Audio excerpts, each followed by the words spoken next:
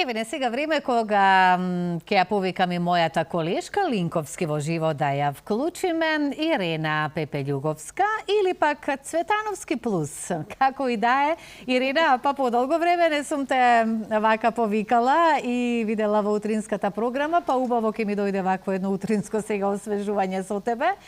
Пред се добро ти утро, секако од мене и добро утро и за нашиот гостин Христо Саракинов, уметнички раководител на опера. Ке зборувате, ајде ќе оставам на вас, зашто ќе зборувате, па и го имаме веќе и насловот на ТВ екраните, па се знае темата. Повелете. Да. Слободанка, многу ти благодарам за оваа убава најава. Јас тебе не можам да те видам, ама многу добро те слушнав и сега да те поздравам тебе и секако нашите гледачи од фоајето на Македонската опера и балет. Имено на 25 октомври беше светскиот ден на операта, а Македонската опера и балет на достоинствен начин го одбележа овој светски ден со премиерна изведба на оперската представа Лилјакот од Јохан Штраус Помладиот. Јохан Штраус Помладиот е маестро на валцерот, меѓутоа ова е опера на радоста, опера која што го слави животот и која што го слави уметноста. Вечерва во 20 часот овде во Македонската опера и балет ќе биде репризното издание на операта Лилјакот. На моја огромна чест и задоволство ова утро наши ваш гостин почитувани е господинот Христо Саракинов, уметнички раководител на операта. Господине Саракинов, добро утро. Дозволите ми на почеток да ви го честитам денот на операта 25 октомври. Помина прекрасно, величествено, како што и доликува на една ваква установа, со премиерната изведба на операта Лилјакот. Какви се вашите впечатоци? Како помина премиерата? Добро утро, Ирена, до вас. Добро утро до гледачите на Алфа телевизија. Добре дојдовте во Македонската опера и балет. Јас ќе се вратам малце хронолошки назад. Кога го креиравме, кога размислувавме кои наслови ќе бидат поставени оваа сезона, водејќи се од фактот дека многу долго време оперета како представа не е поставена во Македонската опера и балет, чинам 2007 година. Последен пат беше изведена оваа представа. Се одлучивме баш на денот на операта да ја поставиме на 25 октомври како премиерна изведба оперетата Лилјакот од Јохан Штраус Помладиот.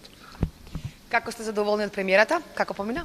Премиерата беше на 25 октомври, а во преполната сала на Македонската опера и балет беше величествено, беше многу убаво, сите беа задоволни, една убава опера, комична опера, за љубовта, за страста, така да оркестарот беше спремен. Навистина, кога се подготвува една премиера, многу долго траат подготовките, но дадовме максимум. Еве прилика да се заблагодарам на сите што беа вклучени несебично и што излезе баш како што очекував. Да. Вечерва е репризното издание во 20 часот. Имате ли информација дали има можеби уште некоја карта плюс или се е распродадено?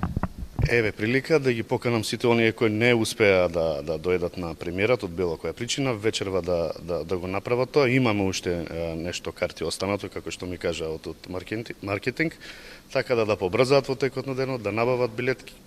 Ветуваме дека ќе биде исто како на премиерата. Кажавте дека навистина е потребно многу подготовка, многу труд за една оперета. Да ја споменеме екипата која што работи, да ги споменеме солистите и под чија диригентска палка е. Оперетата Лилјакот ја подготвуваше маестра Бисера Чадловска, таа ја диригираше целата оперета. Режисер на представата беше Љупка Јакимовска, сценограф Марија Ветеровска, костюмограф Марија Папучевска, светло дизајн Милчо Александров, кореограф Саша Ефтимова и комплетната наша солистичка екипа, нормално нели составена од нашите млади домашни оперски солисти: Ајзештен Васко Здравков, Алфред Дејан Стоев, Розалинда Злата Тошевска Димовска, Аделе Ана Ројдева, Принц Орловски Николина Јаневска, Фалке Драган Ампов, Франк Невен Силјановски, Блинт Маријан Николовски, Ида, Јаворка Витанова и Фрош Тихомир Јакимовски. Ова е значи целокупната екипа, ова се солистите, да не го заборавиме и хорот. Нормално, комплетно споменав и претходно, комплетниот ансамбл на оркестрот и хорот и балетот беше вклучен исто во изведбата. Видов навистина преубави фотографии, мислам дека и гледачите ќе имаат можност да проследат дел од фотографиите, да видат дел од атмосферата. Ова е што работеше последно, ова оперета Лилјакот е последно што работеше македонската опера и балет. Можеме ли да откриеме нешто за нашите гледачи, за нашата публика, што е следно? Може секако да напоменам дека ова оперета ќе биде изведена и во декември, на 23 на 26 декември, во духот на новогодишните празници, во духот на валцерите, во духот на сите оние убави моменти што не очекуваат пред Нова година. Ете, се одлучивме уште еднаш да ги поставиме како тековен репертоар на нашата сцена. Инаку на 7-11 во салонот на Македонската опера и балет ќе биде изведена операта Палјачи од италијанскиот композитор Руџеро Лјанкавело, ремек делото на веризмот, страста, љубовта, една преубава опера. Диригентот ни од Унгарија, Кочар Балаш, тука имаме и солист од Италија, Антонело Паломби, нашите Дешира Ахмети, Маријан Јовановски, Драган Ампов, Јане Дулимагловски. Веќе на 13 декември ќе ја изведеме представата Севилскиот берберин од Джакомо Росини, диригент е Джанлука Мартинеги, исто тука имаме гости од Италија, од Кина. На 18 и 21 имаме балет, тука не се резервирани за балетот, Мадам Бовари, гостин диригент е Едуард Абрацумјанот од Русија. 28 не е резервиран за гала концерт, 3-12 Шехерезада, 23-26 напоменав дека повторно оперетата Лилјакот е еден убав репертоар, раскошен репертоар, да ги поканам сите љубители на оперската и балетската уметност да повелат на нашите представи. Навистина се трудиме многу и тоа го покажуваат полните сали. Навистина не краси полната сала и оваа сезона и претходната. Токму тоа сакав да кажам, дека навистина секогаш се бара карта плюс да представите на Македонската опера и балет. Вие сте млад човек, сакам само сосема за крај да ве прашам дали има млада публика. Знам дека публиката е вратена во овој објект и со големо задоволство ја очекува секоја ваша опера. Меѓутоа ме интересира дали младите ги посетуваат овие представи.